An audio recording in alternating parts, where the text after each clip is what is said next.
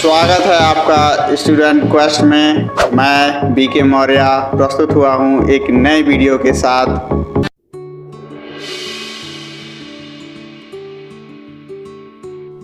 नमस्कार साथियों, आज हम अंतर्राष्ट्रीय राजनीति के मार्क्सवादी उपागम की चर्चा करेंगे। मार्क्सवादी उपागम आर्थिक कारकों के आधार पर विश्लेषित करके विकसित किया गया था और इसका विकास लेनिन और स्टालिन ने किया था।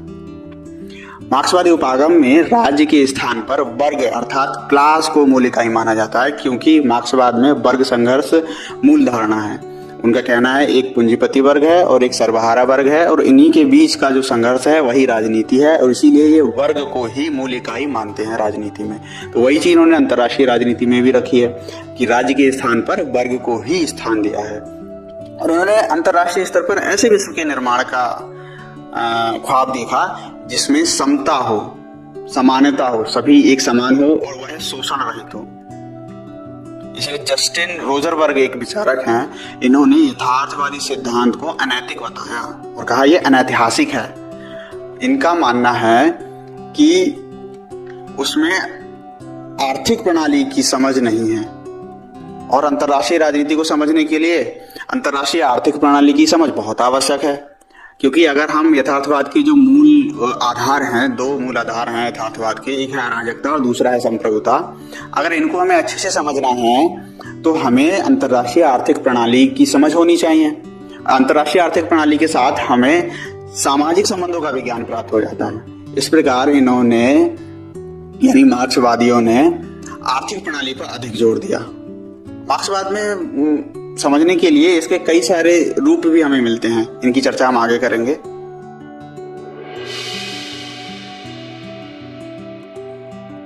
अब हम संरचनात्मक मार्क्सवाद स्ट्रक्चरल मार्क्सिज्म की चर्चा कर लेते हैं। स्ट्रक्चरल मार्क्सिज्म का जो विचार है अल्थ्यूसर ने सबसे पहले इसमें प्रयोग किया मार्क्सवाद के अंतर्गत। अल्थ्यूसर का मानना है कि समाज में केवल आर्थिक संस्थाएं ही नहीं है, मतलब अर्थव्यवस्था ही सब कुछ नहीं है, साथ में राजनैतिक, वैचारिक, तकनीकी संस्थाएं भी विद्यमान हैं। इसीलिए केवल अर्थव्यवस्था के ऊपर ध्यान देना सही नहीं है। संरचनात्मक मार्क्सवाद है ना, इसका प्रयोग जो है अंतर्राष्ट्रीय राजनीति के अंतर्गत पराश्रितता सिद्धांत और वालरस्टीन का जो विश्व व्यवस्था सिद्धांत है उसके अध्ययन में किया जाता है। तो इसका संरचनात्मक मार्क्सवाद का मूल उद्देश्य यही है कि ये पराश्रितता सिद्धांत और वालरस्टीन के विश्व व्यवस्था सिद्धांत का अध्ययन किया जाए।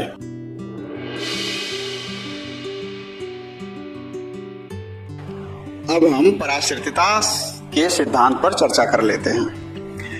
पराश्रितता का सिद्धांत लेनिन के विचारों पर आधारित है और इसके मुख्य विचारक हैं वो हैं सामिर अमीन और एंद्रे गुंडर फ्रैंक। पराश्रितता के जो सिद्धांतकार हैं उन्होंने विश्व को दो भागों में बांटा है। विश्व के जो राज्य हैं उनको दो भागों में बांटा है। एक है कोर राज्य जिन्हें विकसित राज्य कहते हैं और दूसरा है परिधि राज्य जिन्हें अविकसित या अल्प विकसित राज्य कहते हैं। हालांकि पराश्रितता के जो सिद्धांतकार हैं इन्होंने तीसरी दुनिया के जो देश हैं उनको अविकसित नहीं कहा बल्कि अल्प विकसित कहा है। हालांकि लोग अविकसित और अल्प विकसित को एक पर्यायवाची के रूप में प्रयोग करते हैं, लेकिन उन्होंने दोनों में अंतर किया। अविकसित का मतलब है उनमें विकास बिल्कुल भी नहीं है, लेकिन अल्प विकसित का मतलब है उनमें विकास है लेकिन कम है। जो कोर राष्ट्र है वो परिधि राष्ट्रों का शोषण करते हैं। कोर राष्ट्र का मतलब विकसित राष्ट्र और परिधि राष्ट्र का मतलब अल्प विकसित राष्ट्र। ऐसा क्यों हो पाता है? क्योंकि जो विकसित राष्ट्र हैं, जो कोर राष्ट्र हैं, वो अपनी शर्तों पर अल्प विकसित या परिधि के राष्ट्र के साथ व्यापार करते हैं, जिससे व्यापार में असमानता हो जाती है। तो विकसित राष्ट्र को तो उसका लाभ मिलता है, लेकिन अल्प विकसित राष्ट्र, परिधि के राष्ट्रों को व्यापार का लाभ नहीं मिल पाता। इस कारण परिधि राष्ट्रों का शोषण करते हैं कोर राष्ट्र।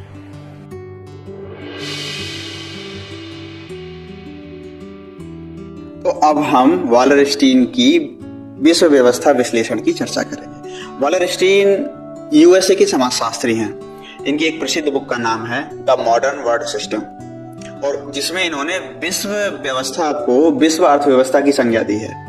और मार्क्सवादी मान्यताओं के अनुसार इन्होंने पराश्रितता सिद्धांत में संशोधन भी किया है और इनका मानना है कि जो परिधि के राष्ट्र है ना वो भी विकास कर सकते हैं। और इन्होंने विश्व के जो राज्य हैं उनको तीन भागों में बांटा है। परासिता सिद्धांत में 2 भागों में बांटा गया था राज्यों को, और इन्होंने वालरस्टीन ने 3 भागों में राज्यों को बांटा है। पहला है कोर राष्ट्र, दूसरा है अर्धपरिधि के राष्ट्र और तीसरा है परिधि के राष्ट्र।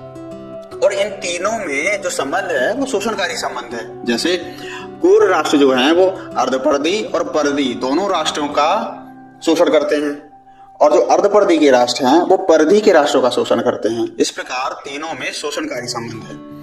और वालरस्टीन ने इन राज्यों की कुछ विशेषताएं भी बताई हैं। जैसे कोर राष्ट्र की क्या विशेषताएं होंगी? कोर राष्ट्र वो राष्ट्र होंगे जो जहां पर लोकतांत्रिक सरकारें विद्यमान होंगी, और राज्य का जो स्वरूप है ना वो कल्याणकारी होगा, लोगों के वेलफेयर के बारे में विचार करेगा। और उन राष्ट्रों में विनिर्मित पदार्थ मतलब तैयार की गई वस्तुएं, तैयार वस्तुओं का निर्यात ज्यादा होगा और कच्चे माल का आयात ज्यादा होगा। मतलब वो जब भी निर्यात करेंगे वो तैयार माल करेंगे, विनिर्मित वस्तुओं का निर्यात करेंगे, और उनका जितना भी आयात होता है वो अधिकांशतः कच्चे माल का आयात होता है। वो कच्चे माल को अपने यहाँ मंगाते हैं, प्रोसेस करते हैं और वस्तुओं को तैयार करके निर्यात कर देते हैं। वो होते हैं कोर राष्ट्र। अर्धपरिधि के राष्ट्र की उन्होंने विशेषता बताई। अर्धपरिधि के राष्ट्र में आते हैं जैसे वहां पर जो शासन व्यवस्था होगी ना वो होगी अधिनायकवादी, मतलब एक व्यक्ति या एक पार्टी की सत्ता होगी और वो वही उस सारी चीजों को देखेगी। और वहां पर राज्य का जो स्वरूप होगा वो कल्याणकारी नहीं होगा, मतलब कल्याण की जो सुविधाएं होंगी वो बहुत कम दी जाएंगी, अल्प मात्रा में दी जाएंगी। और जो विनिर्मित वस्तुएं होंगी उस राष्ट्र की, विनिर्मित वस्तुएं और कच्चे माल दोनों का ही निर्यात करेगा, वो दोनों को ही आयात करेगा।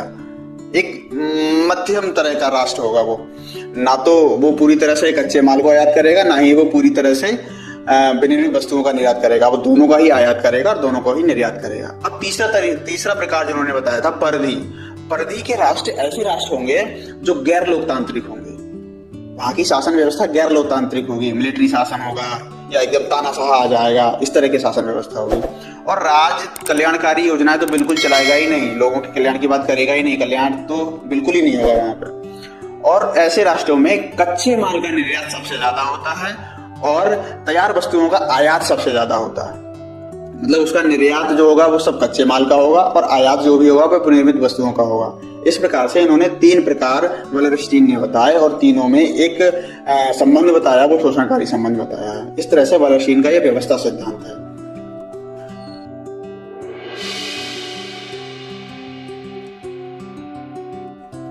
अब हम आलोचनात्मक सिद्धांत यानी क्रिटिकल थ्योरी की चर्चा कर लेते हैं। क्रिटिकल थ्योरी के विचार जो है फ्रैंकफर्ट स्कूल से निकले हैं, इन्हें नव मार्क्सवादी भी कहा जाता है।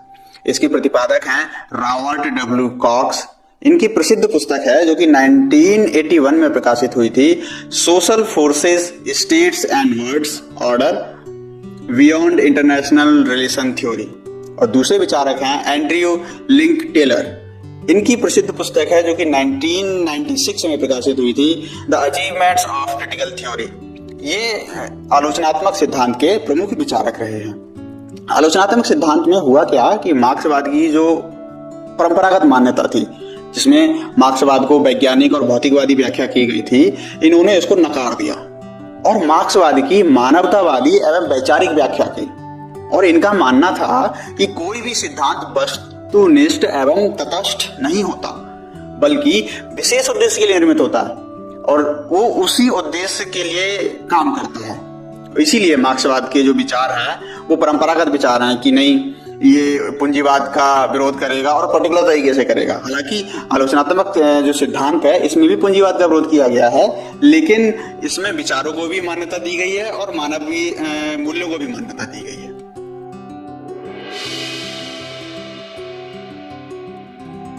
मार्क्सवाद के अंतर्गत अब ग्रामसेवादी विचारों का विश्लेषण कर लेते हैं।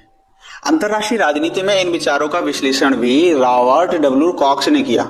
इस संबंध में इनकी एक महत्वपूर्ण पुस्तक है जो 1996 में प्रकाशित हुई थी, अप्रोचेस टू वर्ल्ड ऑर्डर, जिसमें इन्होंने कहा था कि साम्राज्यवाद जो है वो सहमति के द्वारा कायम रहता है, अर्थात ऐसे विचारों को प्रसारित किया जाता है जिसमें ये कॉमन सेंस बनाया जाता है या कॉमन सहमति, सामान्य सहमति बनाई जाती है कि ये जो साम्राज्यवाद है वो सभी के हित में है और इसी के द्वारा साम्राज्यवाद जो है जीवित रहता है और ये साम्राज्यवाद का इसीलिए सहमति के द्वारा ये कायम रहता है।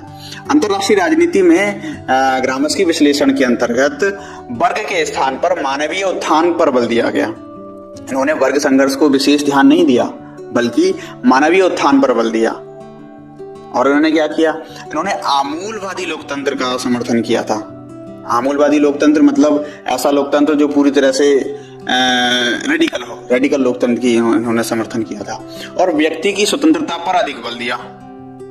ग्रामस्की विचारों में व्यक्ति की स्वतंत्रता पर अधिक बल दिया गया था। और वैचारिक कारकों को अंतर्राष्ट्रीय राजनीति में महत्वपूर्ण माना। अंतर्राष्ट्रीय राजनीति में हालांकि मार्क्सवाद के अंतर्गत वर्ग को ज्यादा स्थान दिया जाता है, वर्ग संघर्ष की बात करते हैं, वैचारिक कारकों को ध्यान नहीं दिया जाता, लेकिन ग्रामस्की विश्लेषण में वैचारिक कारकों को महत्वपूर्ण माना गया। इसी के साथ इस वीडियो में इतना ही। बाकी आपसे अगली वीडियो में मुलाकात होगी। नमस्कार। वीडियो देखने के लिए धन्यवाद। आप सभी लोग हमारे चैनल को लाइक करें, शेयर करें, सब्सक्राइब करें और हमारी वेबसाइट भी है gsmantra.in, उसको भी एक बार विजिट करें।